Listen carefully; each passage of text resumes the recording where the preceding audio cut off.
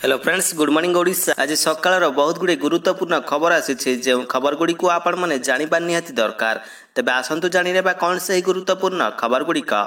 तेबे ता पूर्व आपन को अनुरोध अटे जे जदि आपन को वीडियोटी भल लगे आपन लाइक करबा सहित वीडियो को अधिक अधिक शेयर करेंगे। या सहित यह लेटेस्ट खबर सब को जानापी आम चैनल को मध्य सब्सक्राइब करंतु।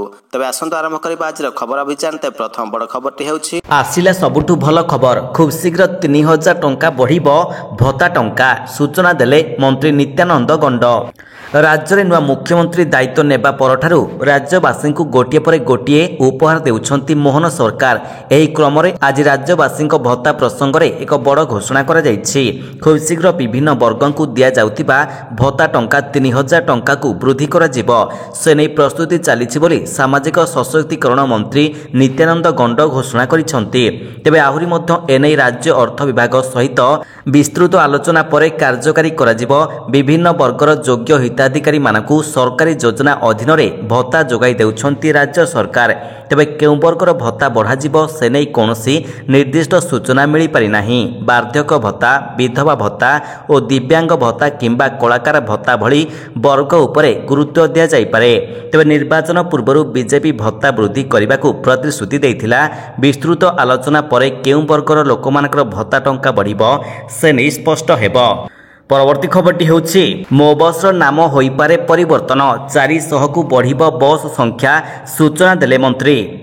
मो बस नाम बदली होई पारे आम बस, आवश्यक पड़िले एहा उपरे आलोचना हेबो बोली कहिसंती नगर उन्नयन मंत्री कृष्ण चंद्र महापात्र। से कहिसंती मोर अर्थ हेउछि अहं भाव, तेणु आमे हेले भल हेबो।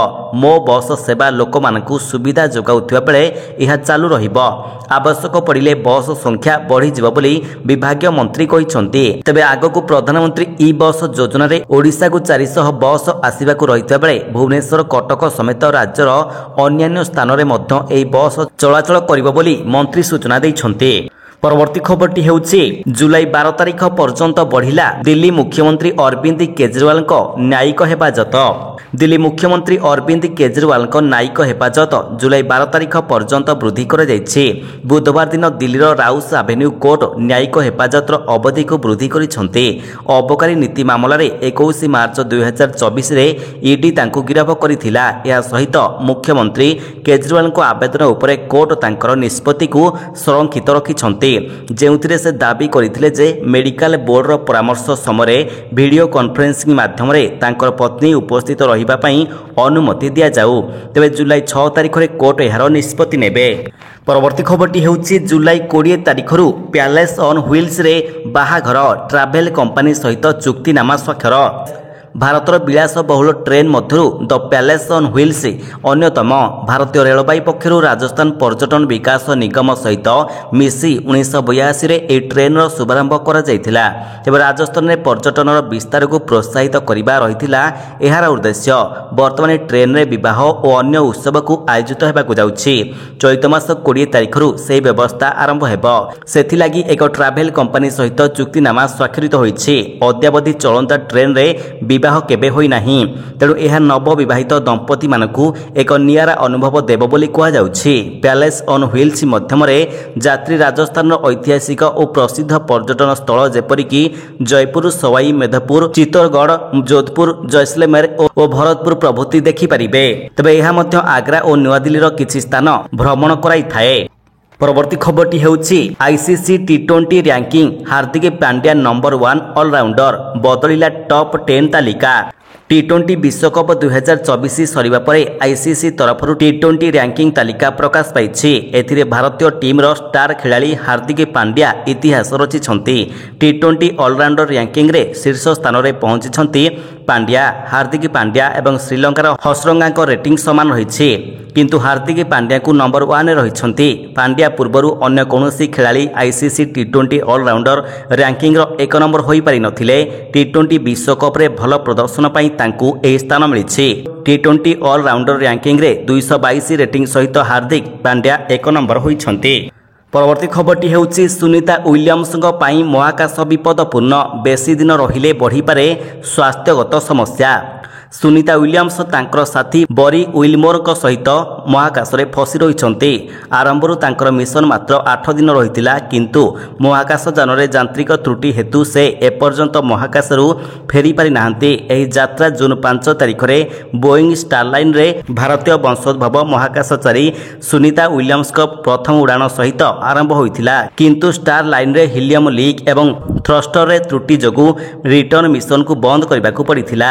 ତେବେ ସୁନିତା ୱିଲିୟମ୍ସ ବର୍ତ୍ତମାନ ତାଙ୍କର ସାଥୀଙ୍କର ସହିତ ଆନ୍ତର୍ଜାତୀୟ ସ୍ପେସ୍ ଷ୍ଟେସନରେ ସୁରକ୍ଷିତ ରହିଛନ୍ତି, କିନ୍ତୁ ଏହା ତାଙ୍କର ପାଇଁ ଦୀର୍ଘ ସମୟ ପର୍ଯ୍ୟନ୍ତ ମହାକାଶରେ ରହିବା ବିପଦଜନକ ପ୍ରମାଣିତ ହୋଇପାରେ ବୋଲି ମହାକାଶ ବିଶେଷଜ୍ଞମାନେ କହିଛନ୍ତି। ପରବର୍ତ୍ତୀ ଖବରଟି ହେଉଛି ଆରମ୍ଭ ହେବ ରତ୍ନ ଭଣ୍ଡାର ଖୋଲିବା ପ୍ରକ୍ରିୟା। ଜୁଲାଇ 8 ତାରିଖରୁ 27 ତାରିଖ ପର୍ଯ୍ୟନ୍ତ ହେବ ଗଣତି ମଣତି କାମ। ଆରମ୍ଭ ହେବ ରତ୍ନ ଭଣ୍ଡାର ଖୋଲିବା ପ୍ରକ୍ରିୟା। ଜୁଲାଇ 8 ତାରିଖରୁ 27 ତାରିଖ ପର୍ଯ୍ୟନ୍ତ ହେବ ରତ୍ନ ଭଣ୍ଡାର କାମ। ଏହି 19 ଦିନରେ ରତ୍ନ ଭଣ୍ଡାରର ଯାଞ୍ଚ ହେବା ସହିତ ମହାପ୍ରଭୁଙ୍କ ଭିତର ରତ୍ନ ଭଣ୍ଡାରରେ ରହିଥିବା ରତ୍ନର ଗଣତି ଏବଂ ମଣତି କରାଯିବ। ତେବେ ଏଥିପାଇଁ ଆସନ୍ତା 4 ତାରିଖରେ ଓଡ଼ିଶା ଆସୁଛନ୍ତି ଜଷ୍ଟିସ୍ ଅର୍ଜିତ ପଶାୟତ, ଯିଏକି ତଦାରଖ କମିଟିର ଅଧ୍ୟକ୍ଷ ଭାବରେ ନିଯୁକ୍ତ ହୋଇଛନ୍ତି। ମିଳିଥିବା ସୂଚନା ମୁତାବକ ଆସନ୍ତା 5 ତାରିଖରେ ରତ୍ନ ଭଣ୍ଡାର ମିଟିଂ ବସିବ। ଏହାପରେ ଜୁଲାଇ 8 ତାରିଖରୁ 27 ତାରିଖ ପର୍ଯ୍ୟନ୍ତ ରତ୍ନ ଭଣ୍ଡାର ମରାମତି କାମ ହେବ। ପରବର୍ତ୍ତୀ ଖବରଟି ହେଉଛି ପିଲାଙ୍କର ମଧ୍ୟାହ୍ନ ଭୋଜନ ଉପରେ ପରିବାର ମହଙ୍ଗା ମାଡ଼। ଚିନ୍ତାରେ ଶିକ୍ଷକ, ହାତରୁ ଦେବାକୁ ପଡ଼ୁଛି ପଇସା। ବଜାରରେ ପନିପରିବା ଦର ଆକାଶ ଛୁଆଁ, ଯାହାର ସିଧାସଳଖ ପ୍ରଭାବ ପଡ଼ିଛି ପିଲାମାନଙ୍କର ଉପରେ। ବଜାରରେ କୌଣସି ପରିବା ଦର 60 ଟଙ୍କା ତଳକୁ ନଥିବା ବେଳେ ଟମାଟୋ ସେଞ୍ଚୁରୀ ମାରିଛି, ଯେଉଁଥିପାଇଁ ମଧ୍ୟାହ୍ନ ଭୋଜନରୁ ବିଲାତି ଏକ ପ୍ରକାର ଗାୟବ ହୋଇଯାଇଛି। ତେବେ ସ୍କୁଲ କର୍ତ୍ତୃପକ୍ଷ କହିଛନ୍ତି ହାତରୁ ଦେଇ ଏବେ ମଧ୍ୟାହ୍ନ ଭୋଜନ ଚଳାଇବାକୁ ପଡ଼ୁଛି। ତେବେ ସ୍କୁଲ ପିଲାଙ୍କ ମଧ୍ୟାହ୍ନ ଭୋଜନ ଉପରେ ପରିବା ମାଡ଼। ବଜାରରେ ପରିବା ଦର ଆକାଶ ଛୁଆଁ ଯୋଗୁଁ ଏହାର ସିଧାସଳଖ ପ୍ରଭାବ ପଡ଼ିଛି ମଧ୍ୟାହ୍ନ ଭୋଜନ ଉପରେ।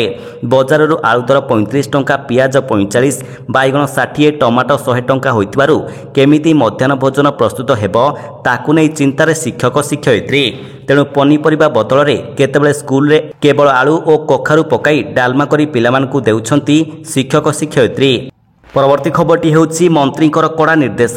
ତୁରନ୍ତ ମୁକୁଳା ଡ୍ରେନ୍ ଉପରେ ସ୍ଲାବ ପକାଅ, ସଫେଇ କାମ ତ୍ୱରାନ୍ୱିତ କର। କାଲି ସମୀକ୍ଷା, ଆଜି ନିର୍ଦ୍ଦେଶ। ତୁରନ୍ତ ମୁକୁଳା ଡ୍ରେନ୍ ଉପରେ ସ୍ଲାବ ପକାଇବାକୁ ନିର୍ଦ୍ଦେଶ ଦେଇଛନ୍ତି ଗୃହ ଓ ନଗର ଉନ୍ନୟନ ମନ୍ତ୍ରୀ କୃଷ୍ଣଚନ୍ଦ୍ର ମହାପାତ୍ର। ଅଳିଆ ଆବର୍ଜନା ପଡ଼ିଥିବା ସ୍ଥାନରେ ସଫେଇ କାମ ତ୍ୱରାନ୍ୱିତ କରିବାକୁ ମଧ୍ୟ ବିଭାଗୀୟ ଅଧିକାରୀମାନଙ୍କୁ ନିର୍ଦ୍ଦେଶ ଦିଆଯାଇଛି।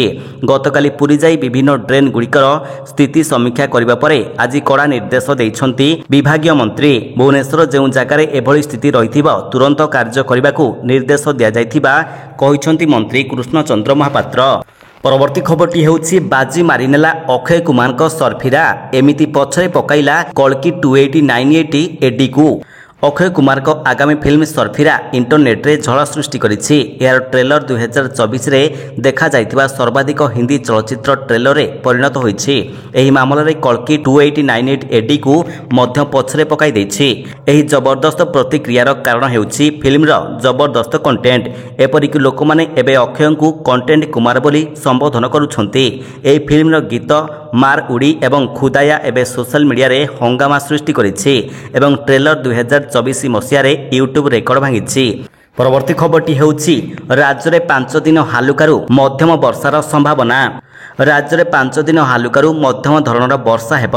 6 ଏବଂ 7 ତାରିଖ ବେଳକୁ କିଛି ଜିଲ୍ଲାରେ ପ୍ରବଳ ବର୍ଷାର ସମ୍ଭାବନା ରହିଛି।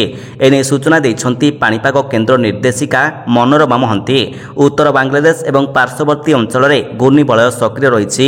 ଏହି ଘୂର୍ଣ୍ଣିବଳୟ ପ୍ରଭାବରେ 5 ଦିନ ବର୍ଷା ଲାଗି ରହିବା ସମ୍ଭାବନା ରହିଛି। ଏଥିପାଇଁ ମୟୂରଭଞ୍ଜ, କେନ୍ଦୁଝର, ସୁନ୍ଦରଗଡ଼, ଝାରସୁଗୁଡ଼ା, ଅନୁଗୁଳ, ସମ୍ବଲପୁର, ବରଗଡ଼, ମାଲକାନଗିରି, କୋରାପୁଟ, ରାୟଗଡ଼ା ଓ ଗଜପତି ଜିଲ୍ଲାକୁ ପାଣିପାଗ ବିଭାଗ ପକ୍ଷରୁ ୟେଲୋ ୱାର୍ଣ୍ଣିଂ ଜାରି କରାଯାଇଛି। ପରବର୍ତ୍ତୀ ଖବରଟି ହେଉଛି ଆସାମରେ ତାଣ୍ଡବ ରଚୁଛି ବନ୍ୟା। ବର୍ତ୍ତମାନ ସୁଦ୍ଧା 38ରୁ ଅଧିକ ମୃତ, 11 ଲକ୍ଷ ପ୍ରଭାବିତ। ପୂର୍ବୋତ୍ତର ରାଜ୍ୟରେ ଏବେ ପ୍ରବଳ ବର୍ଷା ଲାଗି ରହିଛି। ପ୍ରବଳ ବର୍ଷା ହେତୁ ରାଜ୍ୟର ନଦୀଗୁଡ଼ିକ ଜଳପୂର୍ଣ୍ଣ ହେବା ଯୋଗୁଁ ଅନେକ ଅଞ୍ଚଳରେ ବନ୍ୟା ପରିସ୍ଥିତି ସୃଷ୍ଟି ହୋଇଛି। ମିଳିଥିବା ସୂଚନା ଅନୁଯାୟୀ ବର୍ତ୍ତମାନ ପର୍ଯ୍ୟନ୍ତ ଆସାମରେ ବନ୍ୟା ଯୋଗୁଁ 38 ଜଣଙ୍କର ମୃତ୍ୟୁ ହୋଇଛି। ଗତ 24 ଘଣ୍ଟା ମଧ୍ୟରେ ରାଜ୍ୟରେ ବନ୍ୟା ଜଳରେ ବୁଡ଼ି 3 ଜଣଙ୍କର ମୃତ୍ୟୁ ଘଟିଛି। ଆସାମ ରାଜ୍ୟ ବିପର୍ଯ୍ୟୟ ପରିଚାଳନା ପ୍ରାଧିକରଣ ଜୁଲାଇ 2 ତାରିଖରେ ତିନସୁକିଆ ଜିଲ୍ଲାରେ 2 ଜଣଙ୍କର ମୃତ୍ୟୁ ହୋଇଥିବା ବେଳେ ଧେମାଜି ଜିଲ୍ଲାରେ ଜଣଙ୍କର ମୃତ୍ୟୁ ଘଟିଥିବା ସୂଚନା ସୂଚନା ଦେଇଛି। ଏହାପରେ ମୃତ୍ୟୁ ସଂଖ୍ୟା 38କୁ ବୃଦ୍ଧି ପାଇଛି ଓ ପ୍ରଭାବିତ ସଂଖ୍ୟା ପାଖାପାଖି 11 ଲକ୍ଷ ବୋଲି କୁହାଯାଉଛି। ପରବର୍ତ୍ତୀ ଖବରଟି ହେଉଛି ବଜାର ଖୋଲୁ ଖୋଲୁ ପ୍ରଥମ ଥର 80,000 ପାର କଲା ସେନ୍ସେକ୍ସ। ମାର୍କେଟରେ ନିବେଶକମାନଙ୍କର ଚାନ୍ଦି। ବୁଧବାର ଦିନ ସେୟାର ବଜାରରେ ଝଡ଼। ବଜେଟ୍ 2024 ପୂର୍ବରୁ ଷ୍ଟକ୍ ମାର୍କେଟ ନୂତନ ଶିଖରରେ ପହଞ୍ଚି ଯାଇଛି। ନୂଆ ରେକର୍ଡ କରିଛି ସେନ୍ସେକ୍ସ। ବୁଧବାର ସକାଳୁ ସକାଳୁ ବଜାର ଖୋଲିବା ମାତ୍ରେ ସେନ୍ସେକ୍ସ ପ୍ରଥମ ଥର ପାଇଁ 80,000 ମାର୍କ ଅତିକ୍ରମ କରି ଏକ ନୂତନ ରେକର୍ଡ ସୃଷ୍ଟି କଲା। ସେହି ସମୟରେ ନିଫ୍ଟି ମଧ୍ୟ ଏହାର ରେକର୍ଡ ଉଚ୍ଚରେ 24,292.15ରେ ଖୋଲିଥିଲା। ତେବେ ଅବଶ୍ୟ ଏହି ବୃଦ୍ଧି କିଛି ସମୟ ପରେ ସମାପ୍ତ ହେଲା ଏବଂ 9:23ରେ ସେନ୍ସେକ୍ସ 48.9 ପଏଣ୍ଟ ହାସଲ କରି 79,923.60ରେ କାରବାର କରିଥିଲା। ତେବେ ପଜିଟିଭ୍ ନେଟ୍ରେ ବଜାର ଖୋଲିଥିବାରୁ ନିବେଶକମାନେ ମଧ୍ୟ ବହୁତ ଲାଭ କରିଛନ୍ତି। ଗତ କମର୍ସିଆଲ ଡେରେ ସେନ୍ସେକ୍ସ 79,441.45ରେ ବନ୍ଦ ହୋଇଥିଲା। ତେବେ ଏହିଭଳି ଲାଟେଷ୍ଟ ଖବର ସବୁକୁ ଆପଣ ଜାଣିବା ପାଇଁ ଆମର ଚ୍ୟାନେଲକୁ ସବସ୍କ୍ରାଇବ୍ କରିବା ସହିତ ଭିଡ଼ିଓକୁ ଅଧିକରୁ ଅଧିକ ସେୟାର କରନ୍ତୁ। ଧନ୍ୟବାଦ।